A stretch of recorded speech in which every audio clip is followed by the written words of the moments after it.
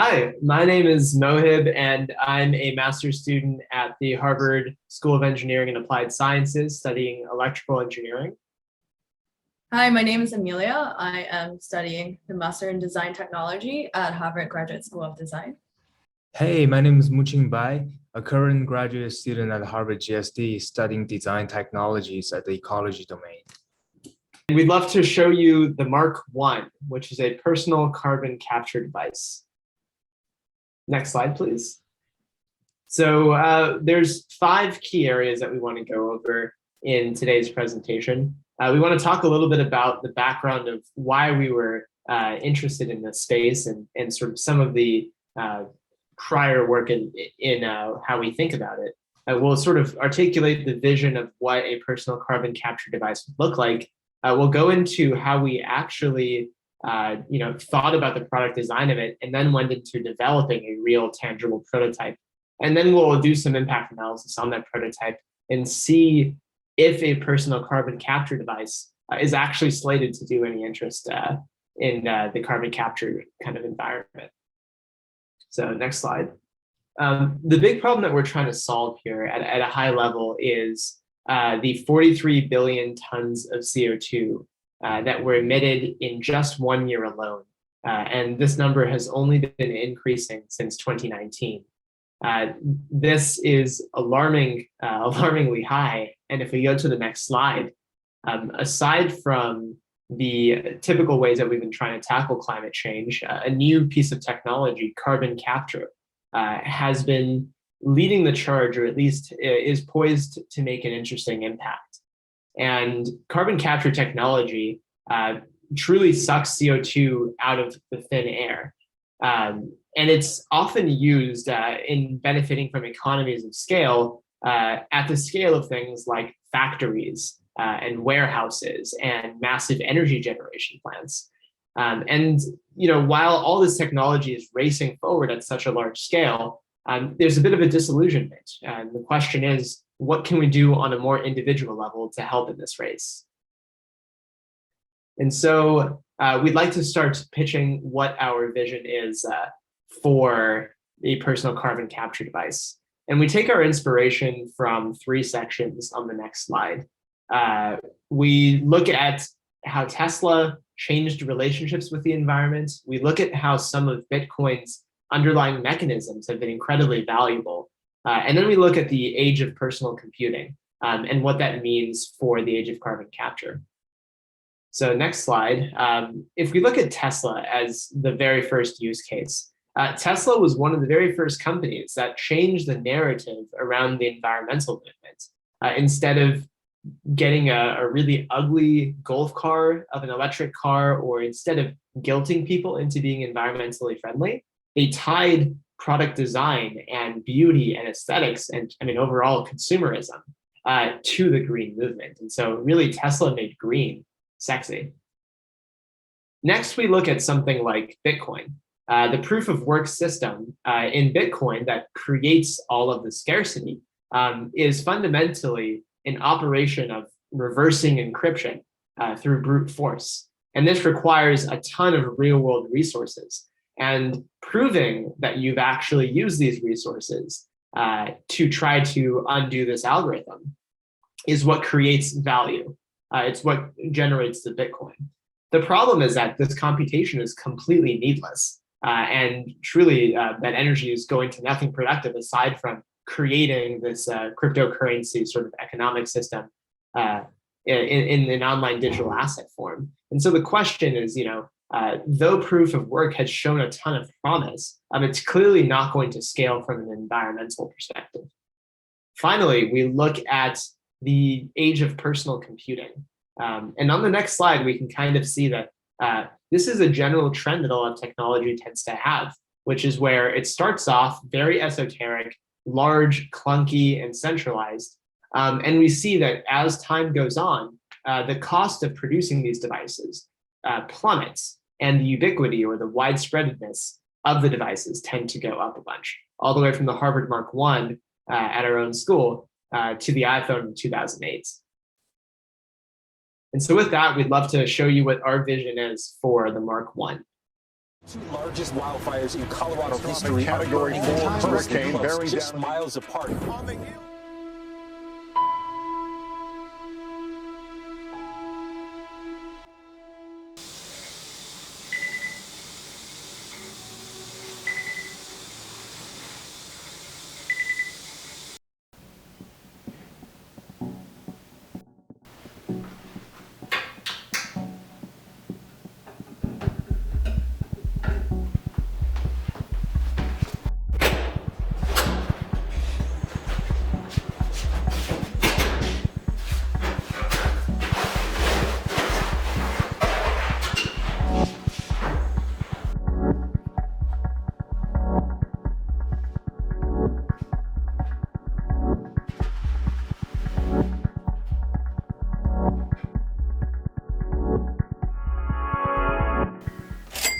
$500 carbon credits received.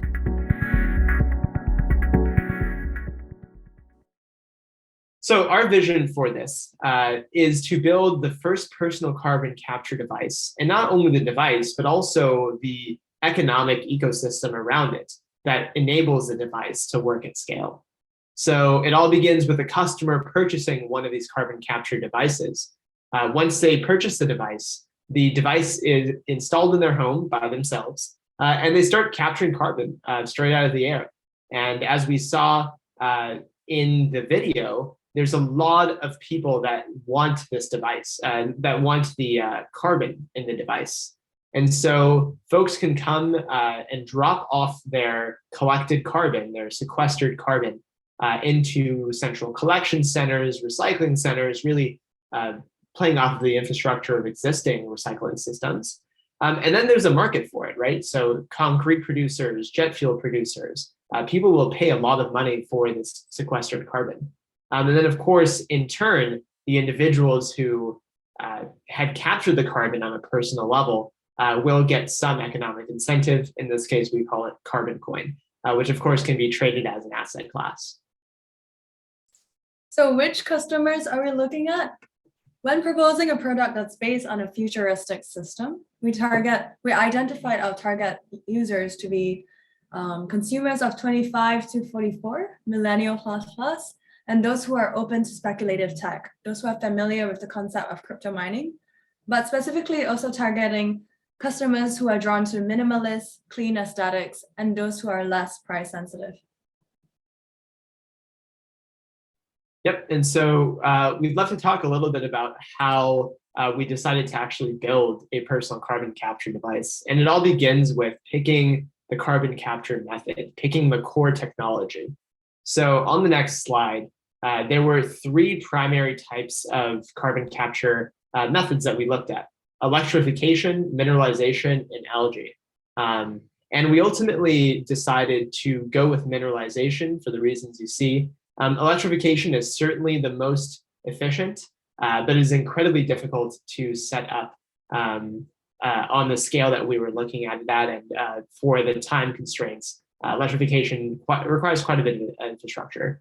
Algae doesn't seem to scale very well because we're dealing with real live cells, and the cycle time around life for that just doesn't seem to be quite sustainable. And so we'll zoom in on mineralization.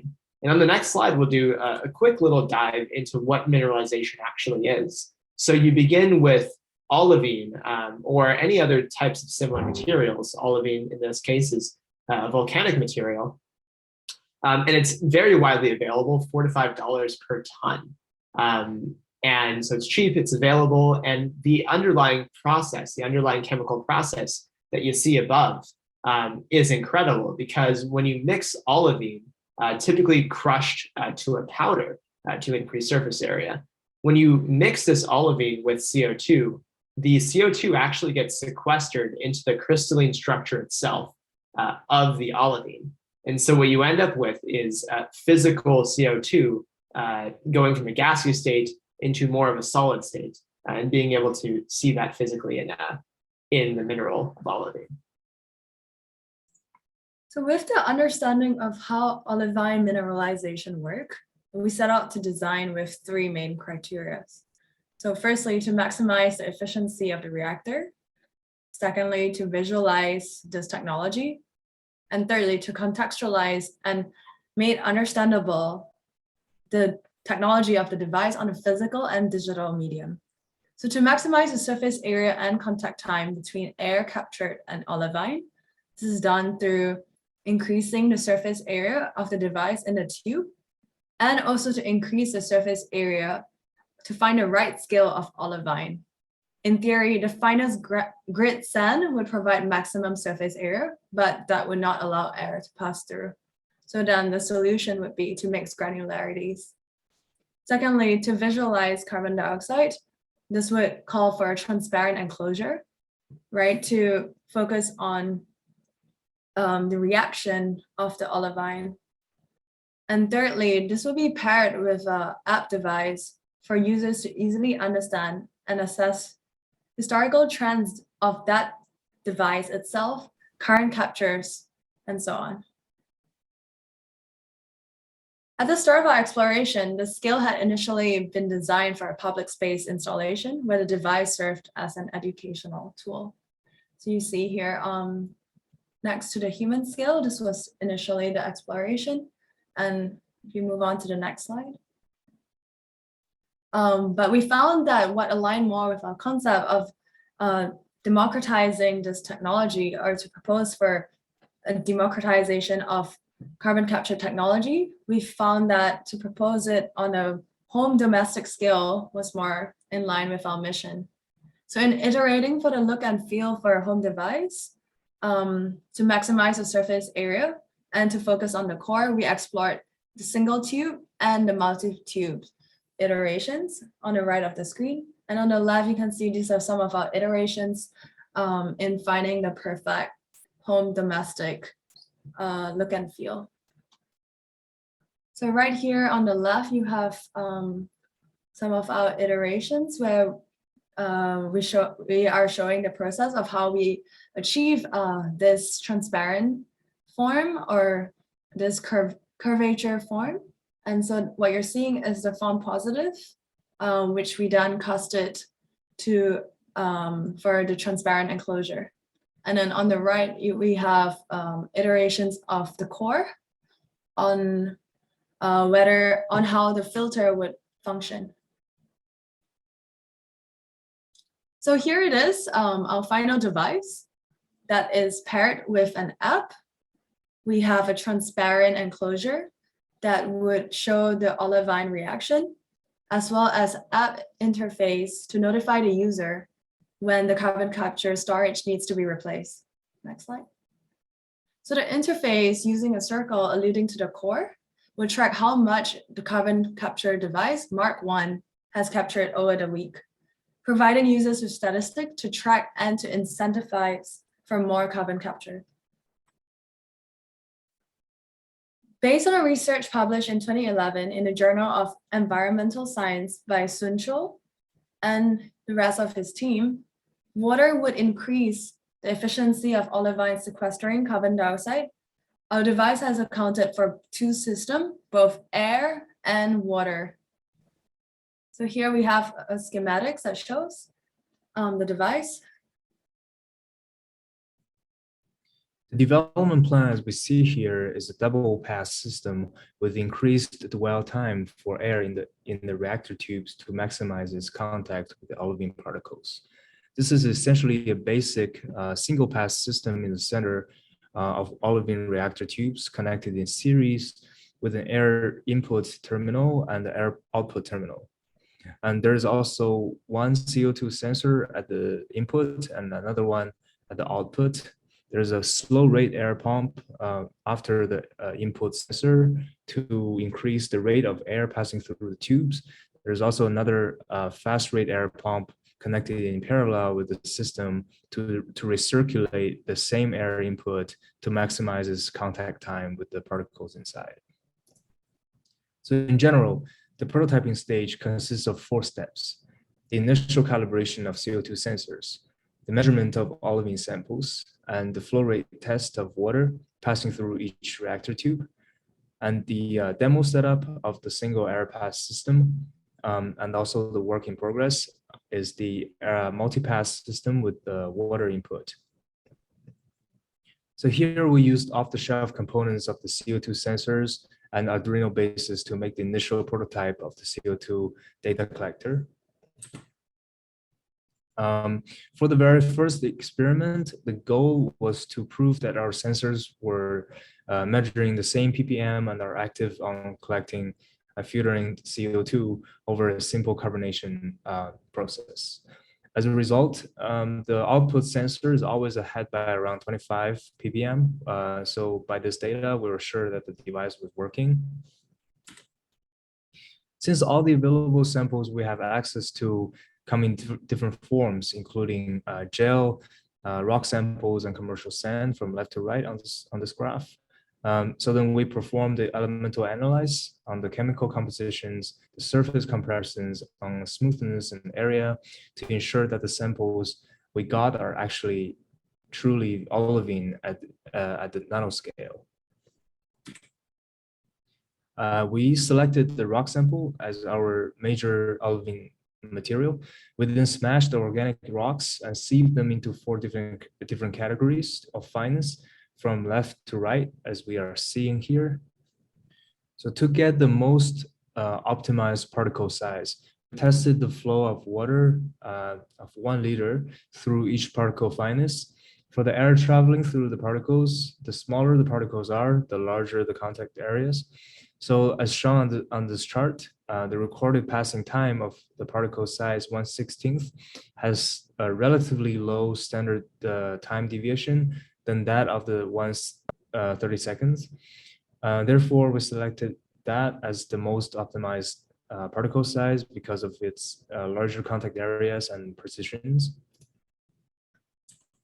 As we were building the demo setup, this is the diagram of the single pass system that only allows the same air input through the system once before exiting.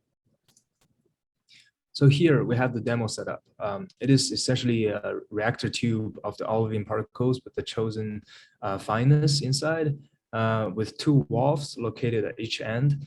And there's also the CO2 sensors at both air input and output terminals, a pipe with another valve in parallel connection with the reactor tube for calibration purposes.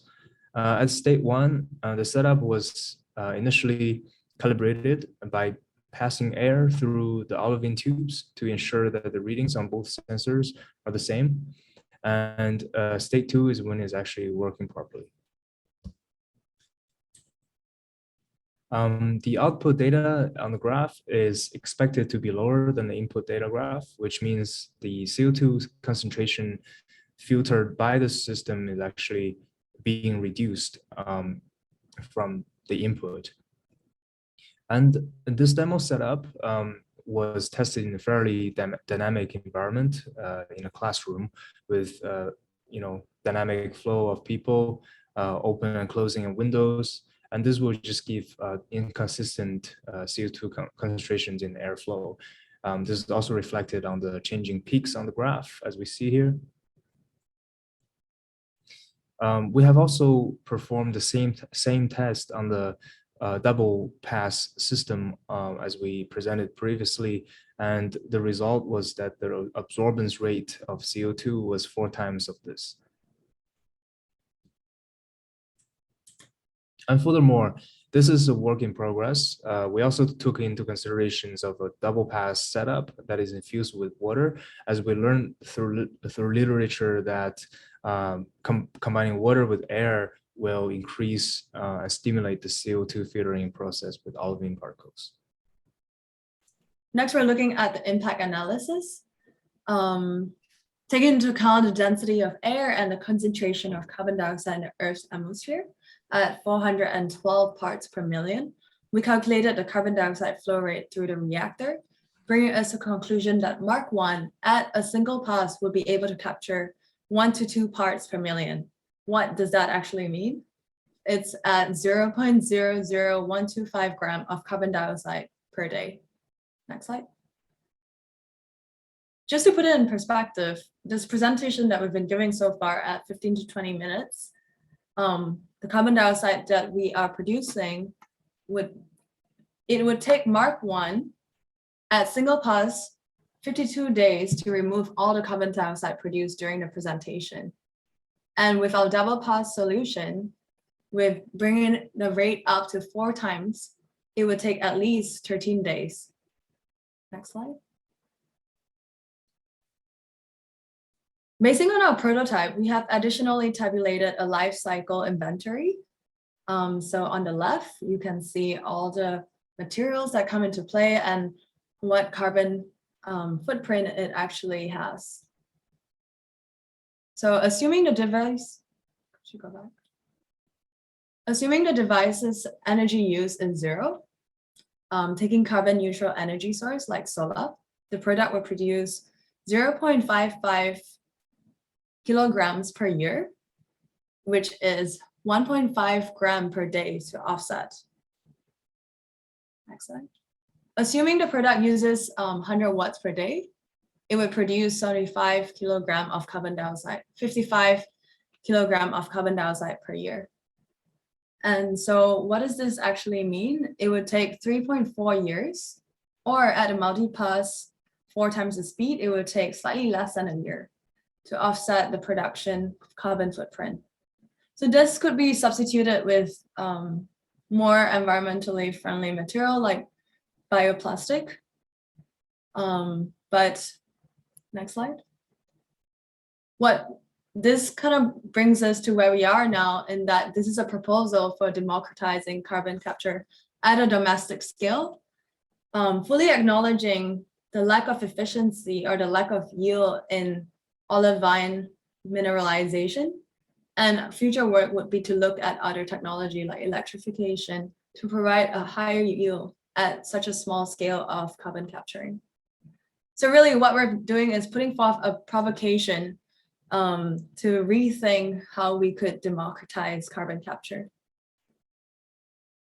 Last but not least, we would like to acknowledge our team member, Kevin, who was also a collaborator on this, faculty advisors, Dr. Jonathan Grinham, Dr. Joanna Eisenberg, and Dr. James Weaver, as well as Makerspace staff, Stephen Cortesa and Leonardo Gomez. Thank you.